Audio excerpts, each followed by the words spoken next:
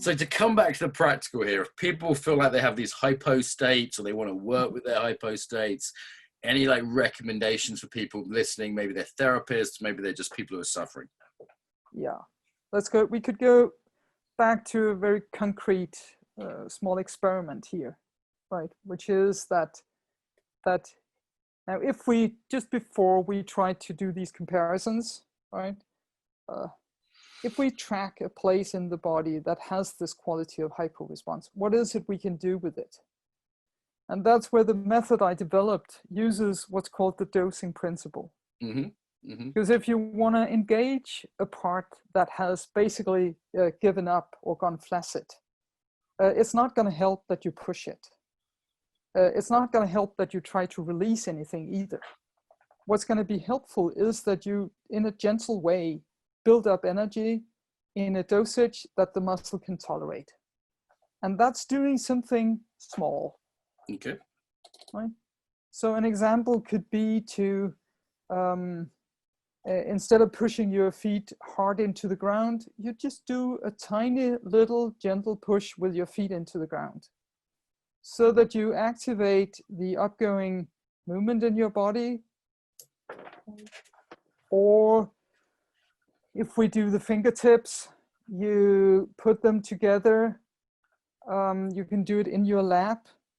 And I mean, you could do that with physical force. Then you really use your muscles. You can also do it much smaller, almost go down to the intention of doing it.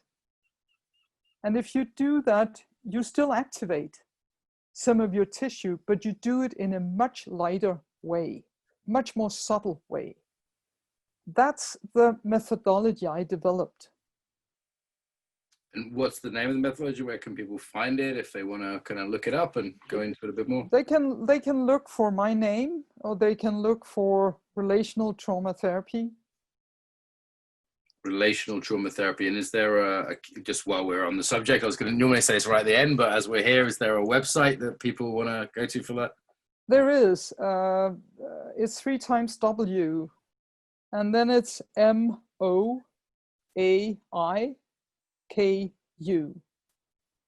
MOAIKU.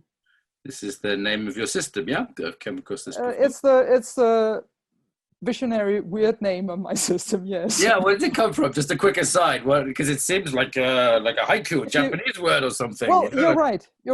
It's okay. if you want to understand it, it's a combination of motoric and haiku. Then you just take the H out of it. Okay, motoric haiku. Motoric haiku. And haiku are these very precise, small Japanese poems, yes, right, that work through repetition. They have the same structure ongoingly. And this is the word I found when I was looking for what could I call this approach that I developed. And then what came was this weird word of waiku. But it was from putting these together, and it fits for me because doing this tiny little thing that we did before, just pressing your fingertips a tiny little bit together, or pushing your feet a tiny little bit into the floor, that's a very subtle thing to do. It is very precise. It activates something. So if I can do a haiku. Yeah.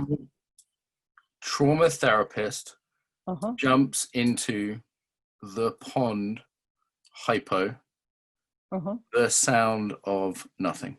There we go. There we go. There's a little haiku just for you. Yeah, that's beautiful. Yeah, thank you. Jumps into the pond of nothing. That's the sound of I've mucked up already. I used to write quite a lot of haiku. That was a little homage to a famous one about a frog. Yeah. So, okay, this has been wonderful. We're moving somewhat towards wrap up. So dosing, people have found where they can find you. Is there anything you want to say about sort of trauma that's not widely known that you think would be good to say? And I'm also keen to ask you about authority. I've got a question here from you sent me ahead of time. Hypo States and authority. I'm super keen to know what the link there is. Well, if I do that short, we talked about, just before we talked about the stock roles we can get into around trauma. Basically, we can go dominant or submissive. The hypo states, they very easily takes us into submission. Got it. Right? We lose our experience of being in charge ourselves. And for me, that is one very good reason for addressing hypo response. Yes. Because if we can address that in a realistic way, we can start building up people's and our own authority again, so that we can decide ourselves the speed we relate to these trauma in. Where one of the big problems with trauma is that they take over. They run our lives in known or unknown ways. So that's the easy link. It's that working with hypo response empowers you so that you can take back your authority. You know, I one of my hobbies is World War II history. I study World War II history, and there's a lot of pictures you see of people who are about to be shot, and they are often very submissive looking. Yes. And I often sort of think, you know, why aren't they running away? Why aren't they fighting back? They're about to be shot. At least you could try, you know. But then I go, okay, I'm seeing a picture of somebody who's probably been abused for a very long time by, you know, the Nazis or whoever it was, the Japanese, whoever. And they're just in a point where now where they're completely submissive. Yes. And, you know, that is, I think, not widely known. And there's also something about modern times that with this whole COVID thing that I see people, and it's certainly through parts of the cycle that happened in England when people got very submissive in terms of government regulations. And some of that was maybe for the best, but others I saw people that I was used to thinking for themselves become very, very submissive. And it seemed almost like a trauma response, learned helplessness kind of thing, you know? Well, I think it was. Yeah. And a situation like the COVID-19 situation really challenges authority.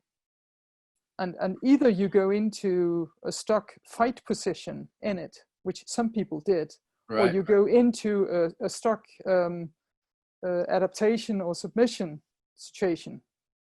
And we certainly saw both of those polarities play out in different ways in different countries. Mm-hmm. And the question for all of us, no matter if you start in one or the other extreme, is how do you actually find your own authority in this situation? Right. So you can own that you have choices, that there's a situation going on and there are governments who make certain policies and restrictions, but how are you going to relate to it? And that has a lot to do, I think, with actually accessing your whole body's resources instead of one part going into hyper and another part going into hypo.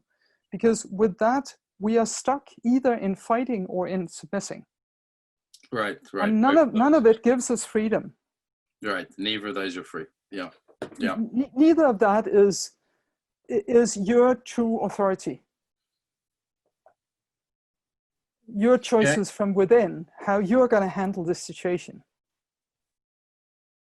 This is part of the teaching I have done in this period of time. It's actually training people in finding their own inner authority with this situation.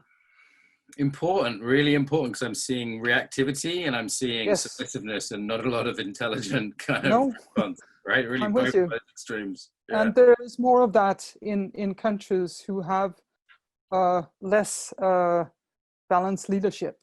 Put it that way, right? We are lucky in Scandinavia. We are very lucky in Denmark. Yeah. You have a really good political leadership in this situation. You did well under the Nazis too in Denmark in terms of not handing over all the Jews and kind of quite a proud history, I would say, Denmark. Just shout out to Denmark, I would say, on this front. We have a very mixed history in Second World War. Mixed, but by comparison with other small countries, I would argue it was reasonably something to be proud of. But it's my reading of the history anyway. Maybe you can inform me if I missed something. But okay, so shout out to Denmark. We have quite a lot of Danish listeners, actually. Do you want to hit us with some Danish just for our Danish listeners, just because they never hear Danish, do they, on podcasts? So a little bit of Danish for any of our Danish listeners. Got quite a big lot of them.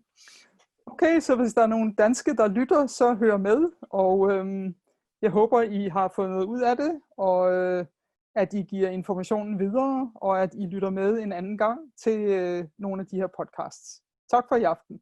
Okay, and all our Swedish people are wondering what's going on. They can understand half of it. Probably got a lot of Swedes out there. As far as I'm concerned, bacon I and can talk a Lego, little Swedish too. Little Swedish too, but it's shout out to our Swedish fans then, because they're like the fifth Jag kan prata lite svenska också. Så ni från Sverige som har lyssnat, tack för att ni lyssnade med, och ni är hjärtligt välkomna tillbaka en annan gång. Wow, there we go. It's like you suddenly took the marbles out of your mouth. So excellent. That's a little joke from my Scandinavian friends. So a closing message about the body to finish us up here. Well, if you want to include the hypo parts of you, the simplest message is take time now and then to slow down and get curious about what's not on board, instead of being most curious about what's noisy. Nice. I think it's probably time I did that. Tack, thank you so much for joining us today, Merete. Thank you. Yes, you're welcome. Pleasure. Bye-bye. Bye-bye.